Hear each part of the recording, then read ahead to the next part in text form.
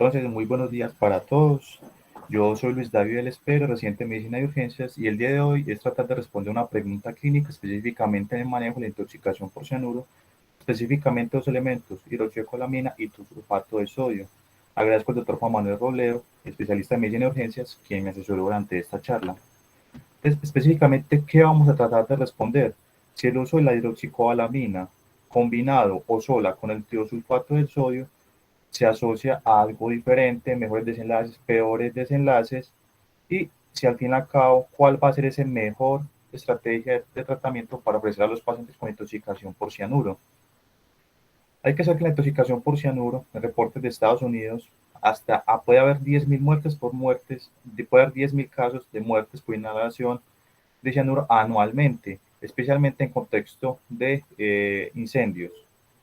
Cuando uno mira los reportes de la Asociación Americana de Centro de Control de Intoxicaciones, para 2016 se reportaron 268 casos de intoxicación por cianuro, combinados tanto por ingesta con fines suicidas como por casos de intoxicación por inhalaciones. Cuando uno mira los reportes del Servicio Nacional Forense de Corea del Sur, hubo un reporte del 2005 al 2010 en el que reportaron 255 casos de muertes por cianuro. Cuando uno mira ya un poco más de epidemiología local en la ciudad de Bogotá, un registro que hubo de medicina legal de esta ciudad del 97 al 2000 fueron 358 reportes de casos por suicidio por tóxicos, de los cuales cerca de un 40% fue relacionado con cianuro.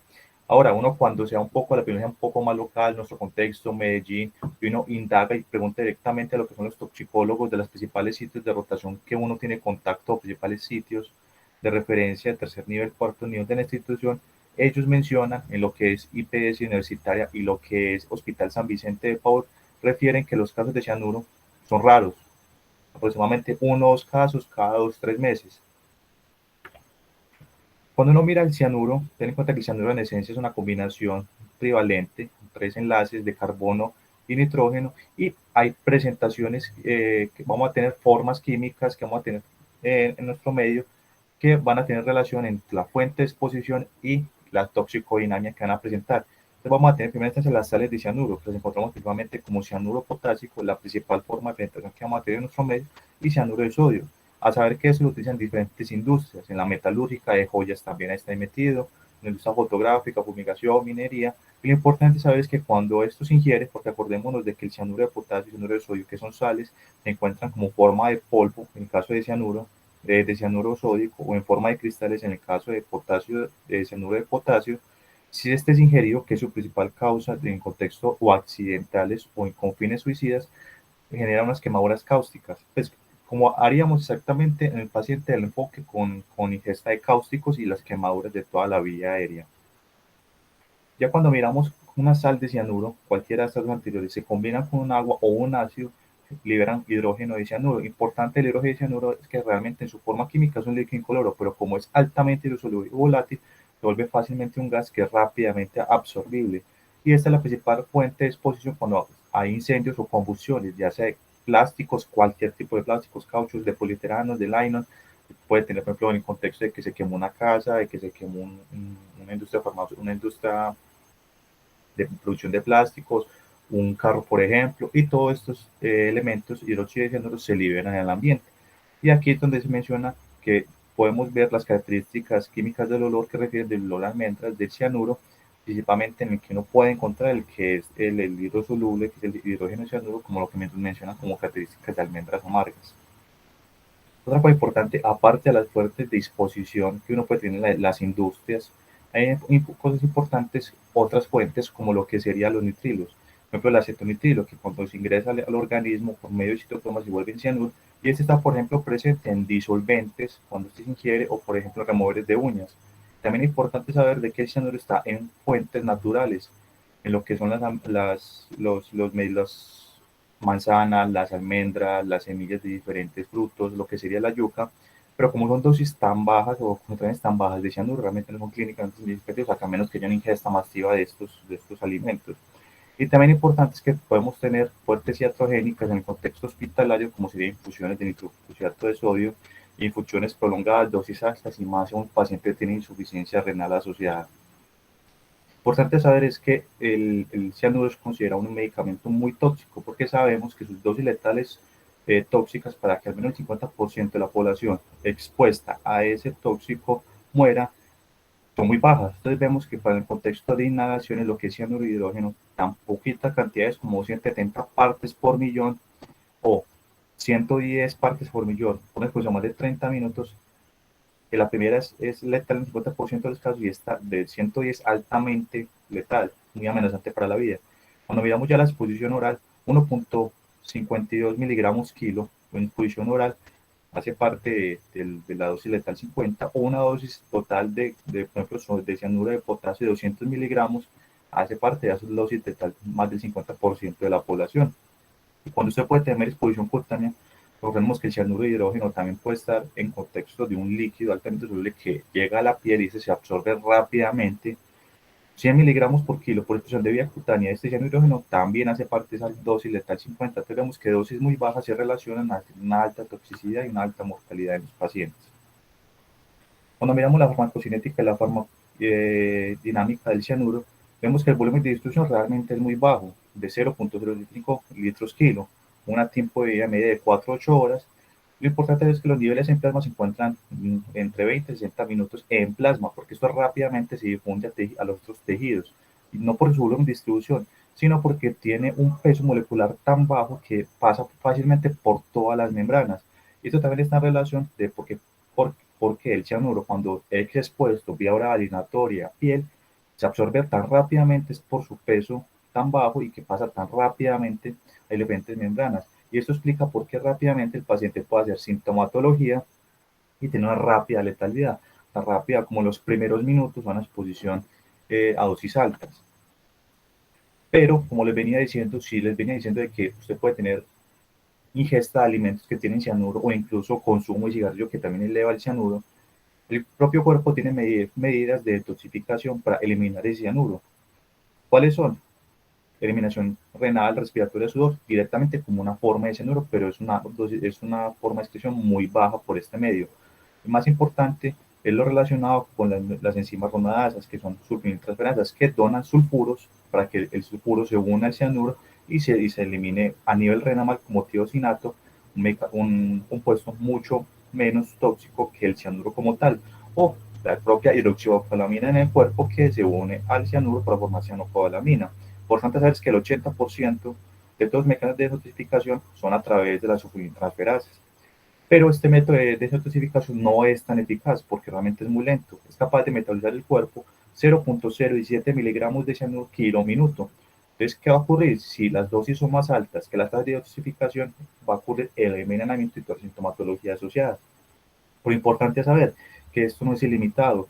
Esto no es de una farmacocinética de que a medida que mayor cianuro, mayor detoxificación. No, porque el sulfuro y la hidroxicobalamina que están presentes en el cuerpo como sustratos para eliminar el cianuro son limitados. Principalmente vamos a estar en el hígado de estos compuestos, pero se agotan a medida que haya una mayor cantidad de cianuro. Cuando mira la fisiopatología de por qué el cianuro genera todos sus inconvenientes, vamos a primero tener en cuenta la mitocondria. Y dentro de la mitocondria, las citocromos oxidases en la cadena respiratoria.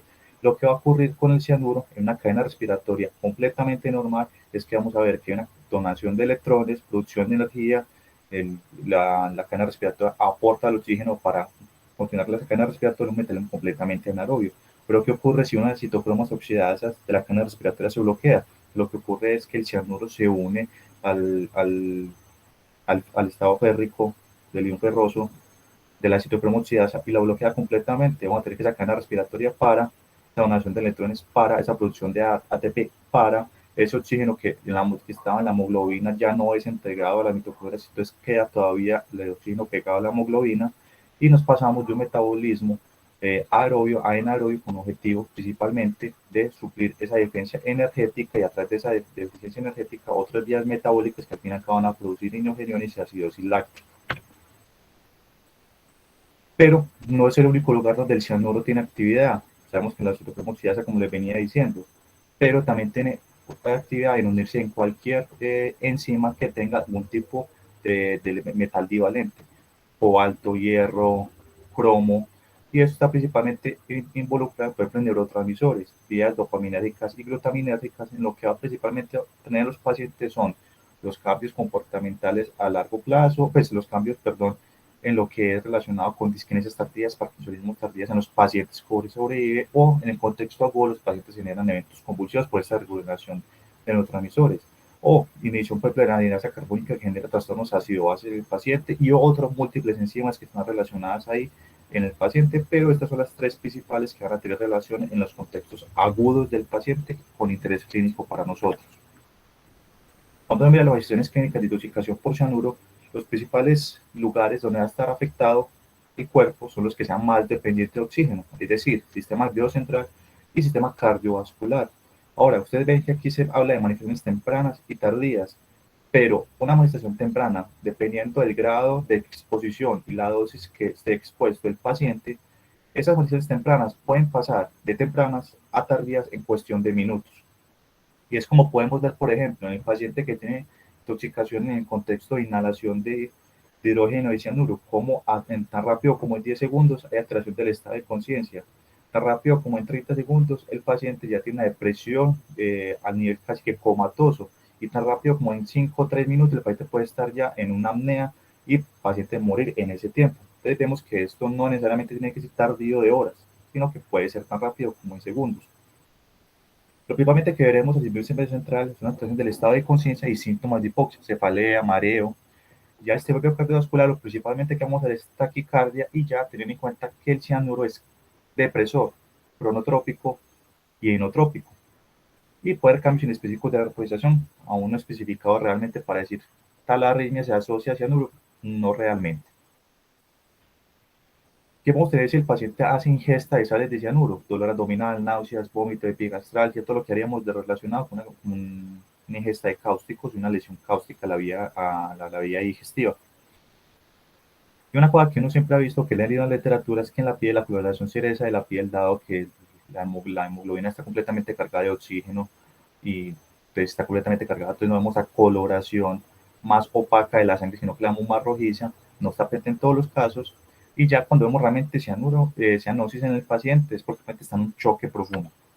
Entonces, cuando uno mira la revisión de la literatura, como realmente son las manifestaciones del cianuro, en esta revisión de 102 casos, vemos que las manifestaciones de los pacientes, cuando se comparan con sus exposiciones, vamos a dar cuenta que a nivel mundial son las principales fuentes son las sales, específicamente el cianuro de potasio en el 47% de los escenarios, se vio en 46% de los escenarios, que realmente la silla de exposición realmente en los medios, principalmente es la oral, la mayoría de casos con fines suicidas. Y cuando uno mira las manifestaciones clínicas de los pacientes y mira la parte del punto de vista neurológico, vamos a ver que la gran mayoría de los pacientes, 77%, no tiene respuesta al llamado, y eso se marca como que el 92% de los pacientes que trataron una respuesta al llamado murieron. Vemos que las actividades convulsivas pueden estar hasta el 20% de los escenarios en los pacientes. Y otras cosas importantes, como que es lo que es la coloración roja de la piel que les venía diciendo que tanto lo ven en la literatura, realmente no es tan común como uno creería, solamente se vio en el 10% de los escenarios de esta revisión sistemática. Y las características de ese olor a almendras que uno ve tanto en la literatura fue identificado en el 14% de los casos. Y cuando uno mira y coge personas entrenadas y no entrenadas y les coloca muestras de cianuro para que huelan y digan si creen que esto es cianuro o no, la correlación es muy mala. 20-40% de las personas apenas pueden diferenciar ese olor a cianuro, ese olor a almendras amargas compatible con cianuro. Entonces, ¿qué nos estamos dando cuenta? Que realmente son manifestaciones muy bien específicas. El paciente, si es que llega a los diferentes servicios de urgencias, posiblemente llegue en muy malas condiciones o no llegue porque la letalidad es muy rápida en cuestión de minutos, cuando vamos a sospechar que el paciente esté intoxicado por cianuro y en consecuencia actuar para beneficio del paciente. Y es que lo vamos a sospechar es que cuando el paciente tenga un colapso súbito en contexto de algún sitio de exposición, que sea que trabaje en un laboratorio químico, de industria metalúrgica, de joyas, de fotografía, que sea víctima de un incendio y que en esa víctima de incendio frente a alteración del estado de conciencia o una acidosis metabólica, intento suicida en frente a alteración del estado de la conciencia o una acidosis metabólica, no explica por otras razones. Ingesta de removedores artificiales de porque acordémonos que estos tienen compuestos de nitrilo que luego se metabolizan a cianuro. Ingesta masiva exagerada, no que te haya tomado una bolsa, no, exagerada de medicamentos que contengan cianuro como ciruela, cereza, melocotón, durazno, todos estos, o paciente aquel que tenga una alteración del estado de conciencia, una acidosis metabólica no explicada por algo y que está en contexto de tratamiento con nitroprusiato de sodio y más aún si tiene una falla renal. Son escenarios donde nosotros vamos a sospechar que el paciente posiblemente tenga intoxicación por cianuro. Ahora ustedes dirán, sospecho intoxicación por cianuro, entonces le voy a ver miles de cianuro. Problemas. Difícilmente están disponibles los métodos cuantitativos. En literatura están reportados pruebas rápidas, tampoco como tan disponibles como uno creería. Lo importante es que usted puede tener la sospecha diagnóstica y tiene una clínica, pero si el paciente tiene niveles altos o no de cianuros, porque acordémonos que el cianuro se metaboliza, tiene un tiempo de vida plasmático corto y la muestra de sangre es muy inestable. Si no se maneja adecuadamente esa muestra sanguínea, pues podemos tener niveles falsamente elevados o bajos y por tanto no siempre va a haber una correlación entre la clínica y los niveles y al fin y al cabo es la clínica en el paciente en que va primordial las conductas médicas. Entonces unos niveles inmediatamente no van a cambiar la conducta del paciente de ser una conducta agresiva si el paciente está críticamente enfermo. ¿Qué otras cosas nos pueden servir? Gases arteriales, porque sabemos que la acidosis metabólica es un marcador importante de la presencia de cianuro en sangre y se ha visto en estudios de corte, claramente no están muy validados estos valores, pero lo que nos menciona la literatura que posiblemente nos pueda guiar es que lactatos por encima de 8 milimoles por litro tienen un valor predictivo negativo de 98%, es decir, sospecho intoxicación por cianuro, tengo un lactato por debajo de 8 milimoles por litro, posiblemente el paciente no tenga en este momento una intoxicación significativa por cianuro. Es el tiempo que nos dirá el seguimiento del paciente si es que está haciendo una toxicidad o no por cianuro. Por lo menos en el momento inmediato no es una toxicidad sugestiva por cianuro. Cuando encontramos una alteración venosa central en el paciente que tengamos una invasión por alguna línea central, si encontramos una saturación venosa central por encima de 90, indicando que no se está utilizando el oxígeno, está presente pero no utilizado, o si encontramos una diferencia menor, de 10 mililitros de mercurio de la presión de CO2 entre la PO2 arterial y venosa, nos sugiere que tampoco el oxígeno está utilizando. Y recordar que si estamos en contexto de incendio, pedir carboxihemoglobina o metanglobina para sospechar intoxicación por otros gases. Entonces vemos que hay una correlación al menos entre niveles de cianuro y signos y síntomas. Cuando son niveles bien tomados, con una muestra bien tomada, vemos que niveles por encima de 3 microgramos por litro se asocian a muerte. ¿Por qué les traigo esto? Porque en estos niveles nos vamos a basar en los estudios que les mostraré a continuación para mirar eficacia del uso de medidas antidotales. Entonces recordemos, microgramos mililitros mayor de 3, posiblemente está muy relacionado con muerte. Dentro del manejo muy general, para ahorita centrarnos más en las partes antidotales, las medidas de descontaminación van a ser muy importantes, a pesar de que, por ejemplo, en lo que es el uso de carbono activado, de que tiene muy baja actividad, pues muy baja capacidad de unión con el cianuro, posiblemente si el paciente se beneficia de estas medidas, es medida porque posiblemente pequeños niveles que yo logre quitar del tracto gastrointestinal del paciente tengan niveles clínicos significativos al paciente, dado que dosis pequeñas asocian a efectos clínicos muy importantes de nivel de cianuro. Remover el paciente, lavar adecuadamente el paciente con abundantes salinas si el paciente tiene una expulsión dérmica, las medidas de contaminación estándar que uno esperaría. Manejo básico de soporte, ABCD, eso no va a cambiar en los pacientes, las terapias antidotales y ya todas las medidas de soporte, monitoreo, manejo en cuidado intensivo, respiratorio, cardiovascular, con valorar difusión orgánica, recuerda que los pacientes pueden hacer arritmias. Entonces ya entrando como un poquito más en detalle de las medidas de soporte, vamos a utilizar oxígeno al 100%. ¿Pero por qué esto? Es porque vamos a tratar de que ese oxígeno, que haya mayor cantidad, compita con la citocromo oxidasa por el cianuro. Entonces, de que trate de que ese cianuro no se una tanto a la citocromo oxidasa porque compite por mayor cantidad de oxígeno. Tenemos que optimizar la perfusión celular, tisular, perdón, recordemos de que el cianuro es cardiodepresor, es una reacción metabólica importante, entonces el uso de líquidos de estos pacientes, el uso de terapia autopresa, si es que lo requieren. Manejo de la vía aérea, recordemos que los pacientes tienen una alteración del estado de conciencia muy temprano y muy grave, incluso si pueden vomitar, hay alto riesgo de perder la vía aérea en estos pacientes de broncoaspiración, hace monitorización cardíaca continua. Por recomendación de expertos, si hay una acidosis grave en los pacientes y más se asocia a disfunción cardiovascular, disfunción respiratoria, utilizar bicarbonato. Hemodiálisis, ya tanto como hemodiálisis o como infiltración veno-venosa en contexto aún más de la falla renal, porque acordémonos de que los mecanismos de descontaminación, la producción de tiosulfato, de cianocobalamina, al final se excretan renalmente. Entonces, ¿yo qué necesito? Quiero excretarlo renalmente. Entonces, si tengo una falla renal, peor va a ser el contexto de que la intoxicación va a perpetuar. Entonces, se puede utilizar en los pacientes.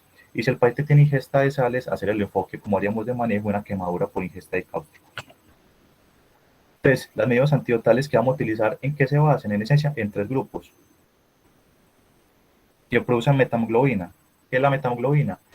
Que el grupo de hierro, el grupo M, que está en un estado férrico, vuelva a un estado ferroso y que que está en un estado ferroso y vuelva a un estado férrico y que ese estado férrico pueda unir el cianuro, que normalmente estaría en el citocromo, se una esa bien a la metahemoglobina y no se afecta la cadena respiratoria.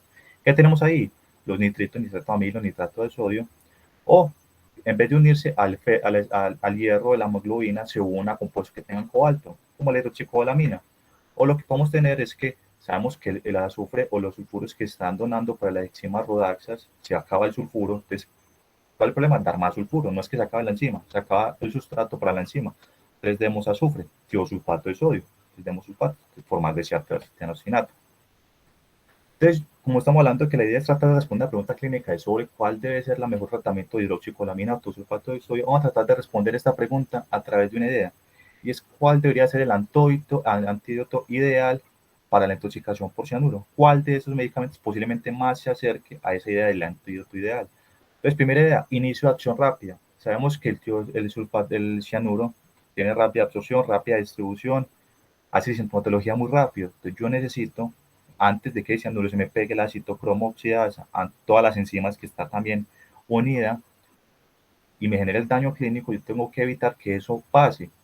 ¿Cómo lo hago? Un medicamento que actúe muy rápidamente antes de que todo ese efecto clínico ocurra.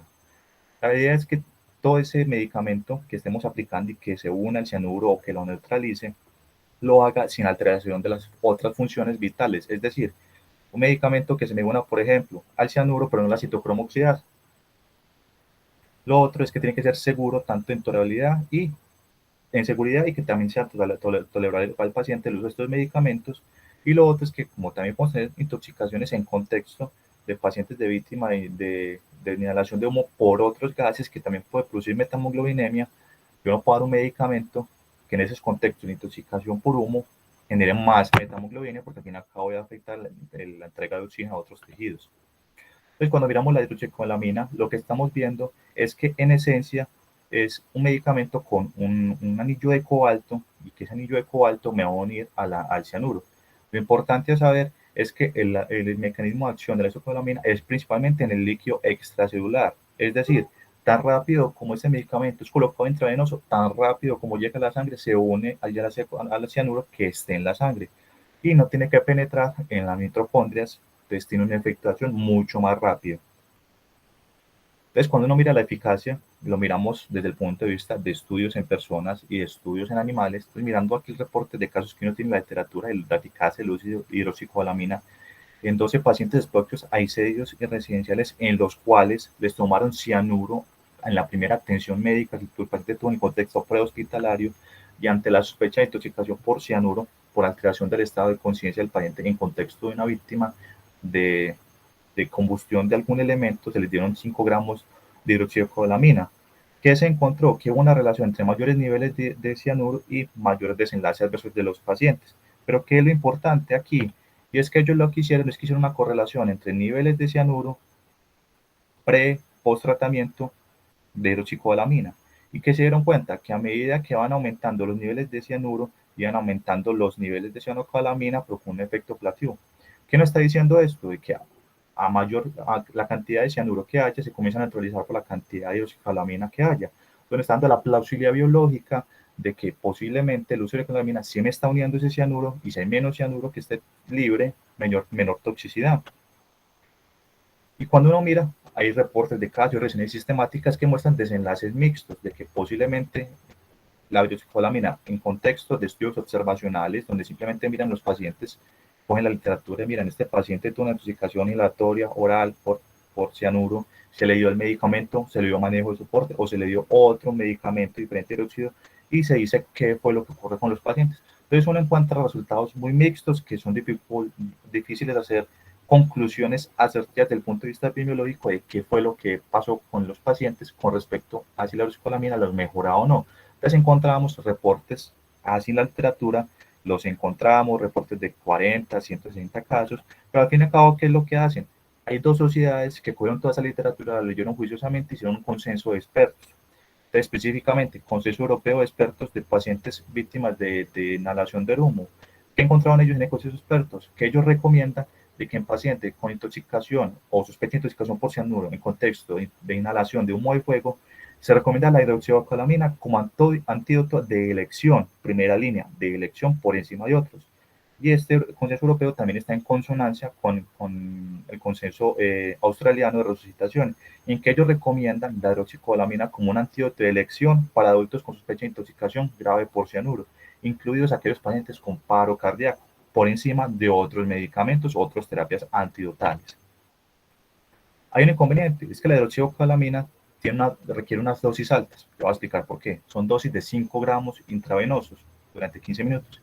Si el paciente persiste con alguna gravedad clínica, sintomática, no tuvo poca respuesta, se puede repetir esa segunda dosis de otros 5 gramos intravenosos. Y esto principalmente es porque la hidroxicolamina se une de forma equimolar al cianuro, al cianuro para formar cicolamina. Es decir, si uno hace la transformación y toma en cuenta los pesos moleculares de la hidroxicolamina y del cianuro, se necesitarían 52 gramos de hidroxicolamina para unir un gramo de cianuro. Esto colocado en miligramos, es decir, la dosis estándar que utilizamos de 5 gramos de hidroxicolamina me unirá 96 miligramos de cianuro. Esto quiere decir que necesitamos dosis muy altas de hidroxicolamina para tener el efecto clínico deseado desde el punto de vista farmacocinético y farmacodinámico. Inconvenientes. Vamos a dar cuenta de la escolamina de 5 gramos, que es la que no hay en literatura, conocida comercialmente como Cianokit, son 5 gramos. El problema es que en Colombia nosotros tenemos, aprobados por INVIMA, solamente una forma de presentación que lo encontramos como de Camil B12 y que son ampollas o de 1 miligramo o de 1 mililitro por miligramo o de 5 miligramos por también 1 miligramo por mililitro. Es decir, si cogiéramos estas ampollas de 5 mililitros que tienen 5 miligramos en total, necesitaríamos 1000 ampollas de estas para hacer la dosis necesaria de 5 gramos estándar para el manejo de la intoxicación por cianuro. Entonces, primer limitante, no tenemos la dosis adecuada, tenemos el medicamento, pero no en la presentación adecuada, las concentraciones adecuadas para tener el efecto clínico deseado. Entonces, ahora ustedes me dirán, 5 gramos es mucho. Estamos manejando normalmente acostumbrados a manejar medicamentos de miligramos. Entonces, ¿qué pasa? Cuando miraron la seguridad de la chocolamina en voluntarios saludables y se les dio 2.5 gramos, 5 gramos, 7.5 gramos y 10 miligramos, 10 gramos, perdón, todos estos en gramos, que se encontró que la cromaturia fue presente casi que en el 100% de todos los casos y que los cambios en la correlación de la piel, específicamente que fuera más roja, casi que también en el 100% de los casos, y otros efectos adversos menores no significativos, dolor de cabeza, dolor en sitio de reacción, linfopenia, náuseas, prurito, disconfort en pecho, disfagia y un rash. Entonces, ¿cómo se ve eso? Así lo veríamos una coloración rojiza que va disminuyendo con el tiempo, por ejemplo, a 8 días. Y lo que vemos aquí de la cromaturia en esencia es una coloración de secreciones, orina, saliva, lágrimas. Y vemos cómo del primer día al séptimo día, cómo cambia ese color. Lo importante es saber es que esta cromaturia también afecta en la sangre. Entonces podemos tener, si utilizamos estrategias de paraclínicos que requieran espectrometría, cromatografía, es decir, que hagan su análisis a través de color, por ejemplo, perfil hepático, algunos hemoleucogramas, posiblemente nos den valores falsamente elevados. Entonces recordar que estos pacientes, ojalá antes de la hidroxicolamina, sangrarlos para tener al menos un basal y luego al seguimiento del paciente considerar esos falsos positivos, falsos negativos que podemos tener solamente por alteración del color de la muestra de sangre. Cuando miramos ya el tiosulfato de sodio, ¿qué es lo que estamos viendo acá? Todo esto ocurre en mitocondria. Recordemos que aquí estamos en mitocondria, ya el medicamento, el tiosulfato tuvo que entrar a la sangre, luego pasar a la célula y luego pasar a la mitocondria. Entonces, primer inconveniente, es más demorado, es decir, su mecanismo de acción es más lento en comparación a la hidroxicoalamina.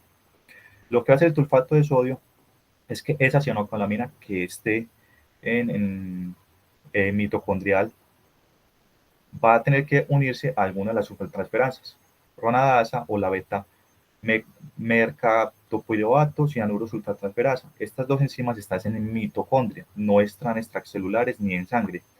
Entonces, este sulfato de sodio va a donar sulfuros, para formar el tiosinato y al fin y al cabo el tiosinato se elimina a nivel renal.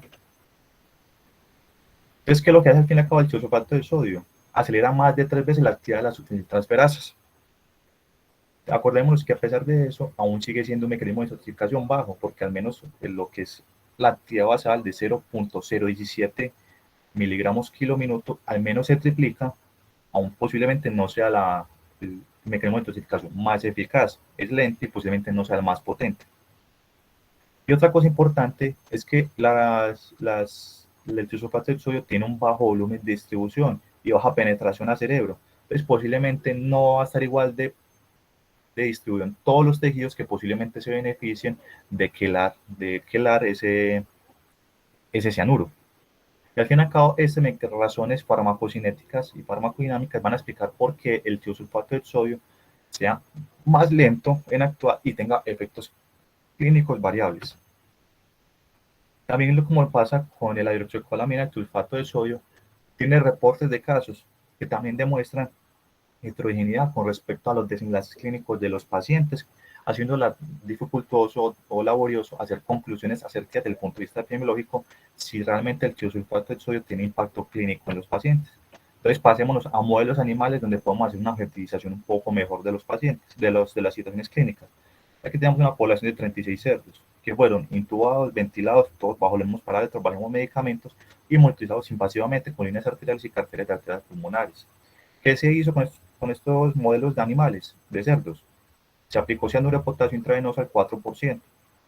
Y lo que se trató fue que esta dosis que se aplicara permitiera una reducción del 50% de la presión arterial base. Porque se ha visto que en modelos animales previos esto se relaciona con una mortalidad del 100%. ¿Y qué se hizo con esos modelos animales? Se lo utilizaron 12 cerdos con hidroxicolamina, 12 cerdos con hidroxicolamina más tiosulfato de sodio y otros 12 con tiosulfato de sodio solamente. ¿Y qué fue lo que miraron ellos? Variables hemodinámicas, recordemos que están con invasión invasiva y con monitorización invasiva, paraclínica y mortalidad a 60 minutos. ¿Qué hicieron de cuenta primero ellos? Que esa dosis que le aplicaron a los modelos animales, a los cerdos, superaban la dosis tóxica esperada para morir. Es decir, tenía una dosis mayor de 3 microgramos mililitros en los tres escenarios. ¿Qué se vio? Que la mortalidad de tu sulfato de sodio en los 12 cerdos, no cisnes cerdos, antes de los 60 minutos fue de 12, o sea, todos los del sulfato de sodio murieron. El de la peroxicolamina, uno murió de esos cerdos. Y la hidroxicolamina más el sulfato de sodio, 2 de esos 10 murieron. Cuando uno mira las variables hemodinámicas, presión arterial media, presión arterial, gasto cardíaco, resistencia vascular periférica, entonces posiblemente el gasto cardíaco aumente un poco más en el grupo de cobalamina, de hidroxicolamina más sulfato de sodio en comparación de solo hidroxicolamina. Mientras que las otras variables realmente no fueron muy estadísticamente significativas, eran líneas de base muy parecidas.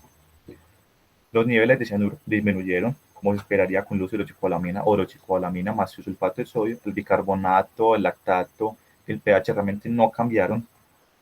Entonces, ¿uno qué podría concluir de este estudio? Que el uso aislado de sulfato de sodio en caso de niveles de cianuro potencialmente mortales tienen escasa utilidad, como acabamos de ver que todos esos 12 modelos de cerdos murieron.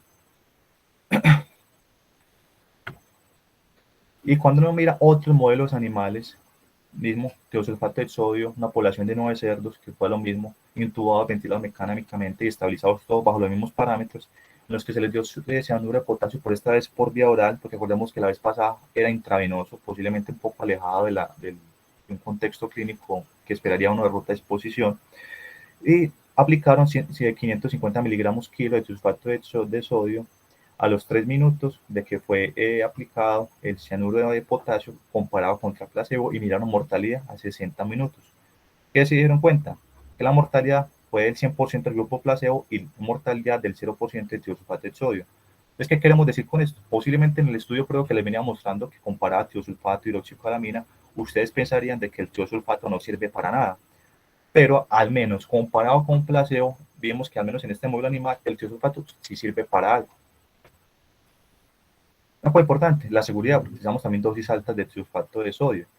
Y es que hay una cosa importante, es que realmente la dosis tóxica de tiosulfato de sodio es muy baja, de 3 a 5 miligramos, 3 a 4 gramos por kilo. Utilizamos realmente dosis de 12 miligramos, 12 gramos, perdón. Vemos que realmente es una dosis muy alta que necesitamos para ser tóxica.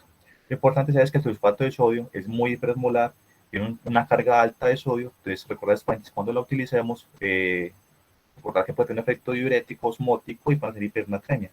Cuando uno mira en literatura los efectos adversos en población que se les ha aplicado, son realmente hipotensiones, pero realmente hipotensiones transitorias, náuseas, vómito y que los tiempos de coagulación se prolongan. Realmente no son desenlaces de seguridad significativos o importantes que nos indican que sea un medicamento poco seguro. Entonces, tiosulfato de sodio en la práctica clínica, ¿cómo lo vamos a usar? ¿Cuáles son como conclusiones grandes de los que hemos mostrado actualmente?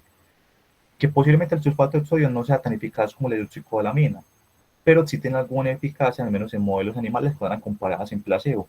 Entonces, posiblemente el sulfato de sodio, su papel en la práctica clínica sea en los contextos de intoxicaciones que la sospecha sea muy baja, realmente que yo no considere que mi principal sospecha sea el cianuro como la causante, o en el paciente que solamente tenga síntomas leves, o sea, nada de moderados ni graves, porque eso sería directamente para hidroxicobalamina.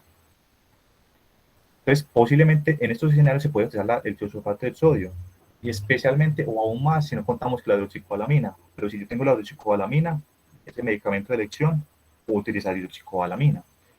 ¿Podemos utilizar combinados estos dos, tiosulfato y hidroxicobalamina? Claro, lo podemos utilizar. Más aún si el paciente tiene síntomas de moderados a graves, en los cuales disminuir niveles, así sea poco, puede tener efectos clínicos importantes al paciente. Entonces, ¿cómo utilizar el sulfato de sodio? Viene en presentación de botellas de 50 mililitros que vienen dosis estándar de 50 mililitros, hay 12.5 gramos. O también vienen ampollas al 20% de 200 miligramos cada una.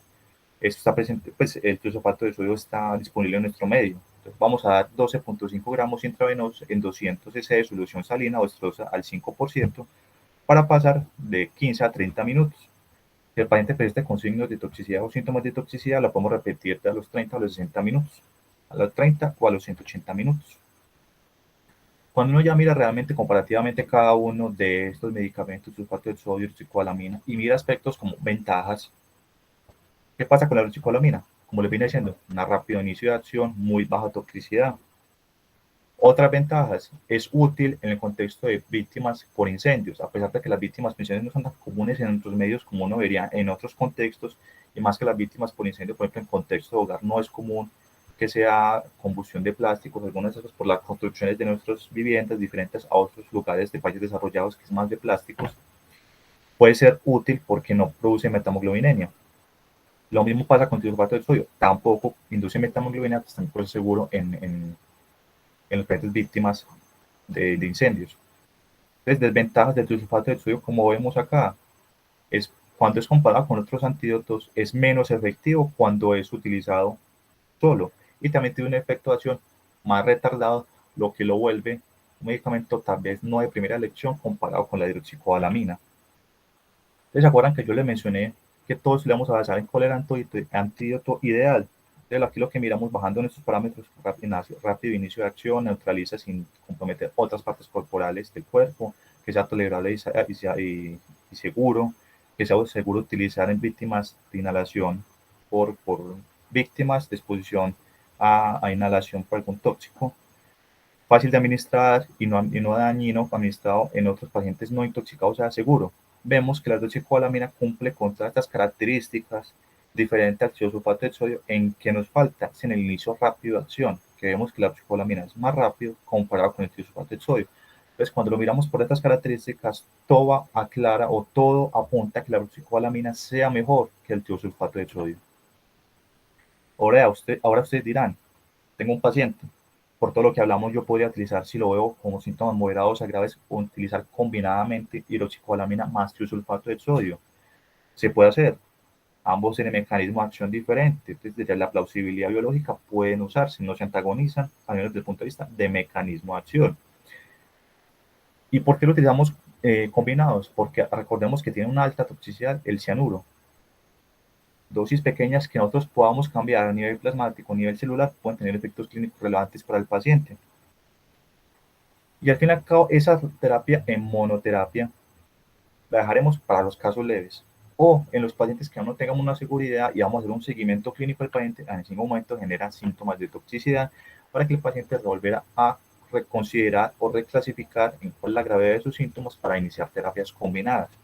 Una cosa muy importante es que la hidroxicobalamina y el tiosulfato de sodio, cuando se dan juntos, cuando digo juntos, una misma vía venosa o cuando se utilizan en el mismo vial o la misma catéter matrogoteo, pueden quelarse porque se unen. Son algo que se llama el tiosulfato de cobalamina. Estos dos se unen y pierden su mecanismo de acción, su efectividad. Entonces, ¿qué se recomienda? Dar primero hidroxicobalamina en funciones más o menos por 10-15 minutos, terminarla, coger otro acceso diferente venoso y luego iniciar con el suministro de tiosulfato de sodio. ¿Qué conclusiones podemos sacar de toda esta charla? Que la intoxicación por cianuro es de alta mortalidad, dosis muy bajas, tiene efectos clínicos importantes para el paciente. Muchas veces el diagnóstico puede ser tardío o no sospechado porque los síntomas son inespecíficos y no siempre vamos a tener el contexto clínico adecuado de una exposición previa para decirlo, vamos a sospechar. Que las estrategias de soporte, descontaminación y antidotal van a ser el pilar. Eso aplica para todas las intoxicaciones y el grado, la agresividad que yo haga con cada una de las estrategias va a depender de la gravedad clínica del paciente. Entonces, para llevar a la casa, para nuestra práctica clínica, antídotos a usar. Primera lección en todos los contextos, leve, moderado, grave, va a ser la hidroxicobalamina, idealmente, porque yo lo que quiero es que el paciente, su toxicidad sea mínima y me estoy anteponiendo antes de que el paciente haga síntomas graves. O si ya los tiene, la elección va a ser hidroxicobalamina. ¿Dónde queda recalcado el tiosulfato de sodio? Posiblemente solamente monoterapia en casos leves o de baja sospecha clínica, sin algún criterio de gravedad desde el punto de vista clínico en los pacientes. Posiblemente hay que relegar en monoterapia, si es que no tengo la hidroxicobalamina. Y considerar siempre la terapia combinada de hidroxicobalamina, sulfato de sodio, nitritos. En los casos moderados a graves, son los pacientes ya en paro, todo con el objetivo de impactar desenlaces clínicos en los pacientes. Y eso sería todo lo que tendría para el día de hoy.